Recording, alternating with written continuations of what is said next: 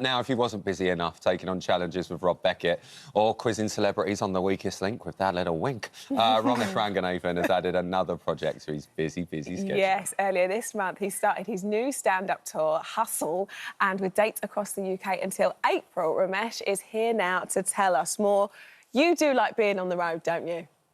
Well, yes. I mean, I do like being I do like being busy. Do you know what I mean? It's I mean, being on tour is kind of a bit like a break. I don't want to say this publicly, but Are you good now? it is much easier. Like life is easier when you're in a hotel. Room service. Yeah, I mean, like sometimes, like Lisa, my wife, will phone me up and go, "How's your day been?" And I'll go, "Oh, you know, Haven't stopped. well, I worked for an hour and a half last night, and then went to bed."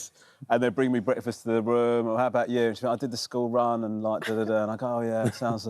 Anyway, I've got to go. I think they're bringing me lunch. Do you know what I mean? So yeah, it's... really busy, Lise. And at that point, you realise she's actually not on the other end of the phone. She's hung up. Yeah, and listen, and if she did do that, fair play. I support her decision. Well, you've gone and said this is probably your most honest tour to date. What do you mean by honest? What are we talking about? Well, like, I feel like every time I do a tour, the aim is to be as honest as possible every tour.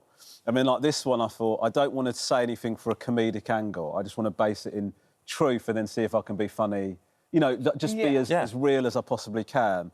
And I feel like this show is more than I've ever managed that before. But you are naturally a funny guy. Oh, thanks, man. And that sounds really weird, but that's rare for comedians, because a lot of comedians, they really prep, they get their joke. You're just naturally a funny guy. I saw you last week, and I was like, oh, Rob, you made me laugh. Yeah, well, yeah. I feel like I do think like when you're writing the show, whenever I'm like trying to, I mean, I don't ever write the jokes out in foot, but it's like ideas. But then sometimes if you think that's a bit embarrassing to say, you're probably onto a good thing. Yeah. Do you know what I mean? Like, it's sort of, if you feel like a bit awkward about it. It's like the truth that people don't really talk about. Exactly. That's what I always really find funny. The thing you can relate to that you'd probably never say out loud. But Although I've got into trouble in the past. Like I remember saying like that when I go to like drop the kids off at soft play, like, other parents come and talk to me, and then I said on stage, I don't care about other people's children. Do you know what I mean? Like what I mean is that, you know, I'm just there for mine. Yeah. I think we're all a little bit like that. And then I went to a kid's birthday party, and then these parents came up and they said, we tell you how we were doing, Romesh, but you clearly don't care. And Okay. I mean, like, Lisa never watches me. She's just like, what have you said now? What have you done? What is a new thing that means we're socially cut off from? Why do all the school parents hate us? What's going on here, Seems to be a funk around. I've had an orange thrown at me at the gate. Yeah, the maddest one was Katie Piper with a pair of chopsticks. The maddest one was like this isn't to do with like stuff I've said on stage, but like I put on a show on sale in my local theatre. And like they posted it on Facebook, and like this woman commented underneath, going, "I would never see this man live. He always looks so grumpy on the school run." Oh. And I was like, was it the head teacher? No. No. We don't speak after certain incidents. But like, no, it was just like I was getting reviewed for my general school run behaviour. Oh, goodness me. OK, well, there you go. I mean, I do have resting in different face. That is a truth. That's what we love about you. That's what we love about you. But it's even when like they, you know, when I was coming over to do the pancake thing, I thought if they cut to me, you're just going to look unimpressed. I'm just going to look so. Yeah.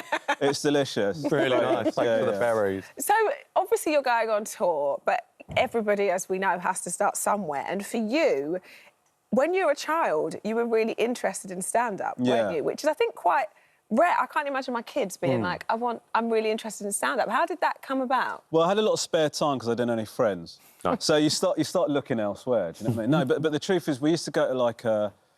my mum and dad used to take us to the local video rental. Have a look at that picture. Oh, my goodness, what a shot. That is so true. That is so I feel like every family has that type of photo. My mum bought the package. So you get the round frame. And then, like, every 5 years we had to reconvene in the studio. That little halo around it. I love it. I love it. It was, that was bad. But, and then, like, I used to hire out... I got really into Eddie Murphy, and I started watching, like, Beverly Hills Cop and Trading Places and all that. And then I saw he did stand-up, and I just watched this stand-up film. Like, it was just literally him in concert, and I was just like, one person doing a whole gig like that, I just found it amazing. And so then off the back of that, I sort of wanted to be a stand-up. And then I ended up, I ended up doing my first gig at, like, 9 years old. Wow. Amazing. We went to Pontin's holiday camp. What a place to do. Oh, Yes. mate, do you know what? That's where all the best showbiz stories It's true. start. Yeah. Look at Stephen Mulhern. Exactly that. Yeah. Mr. Butlin. He loves it. Rom, obviously tickets for the tour, I'll take it all on the website. Yes. Head to your website and all of that. Yeah. I can't let you go without talking about two things. Sure. First up, Goodbye, Weakest Link.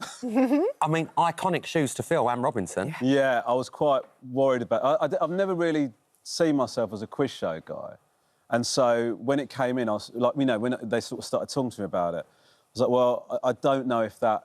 You sort of get worried that you're not going to be good at that sort of thing. And then they said, well, you're going to host it in, like, your own way. We're not trying to make you something Rom, you're not. so good at it. I know you don't need us to tell you, but you... No, I do. No, you're honestly, great. I need so much validation. You're so great on it. You've got it so all dry. from us. And You've it's got it all perfect. from us. And just before we let you go, I know you're part of the Radio 2 family anyway, but you're taking over from Claudia. You're going to become a Saturday boy like me. Yeah, I'm very looking excited. forward to it. Yeah, I'm hoping to get some tips from you, because you've nailed it. And Babe, you just need to turn up with a lovely fringe and the show will go well.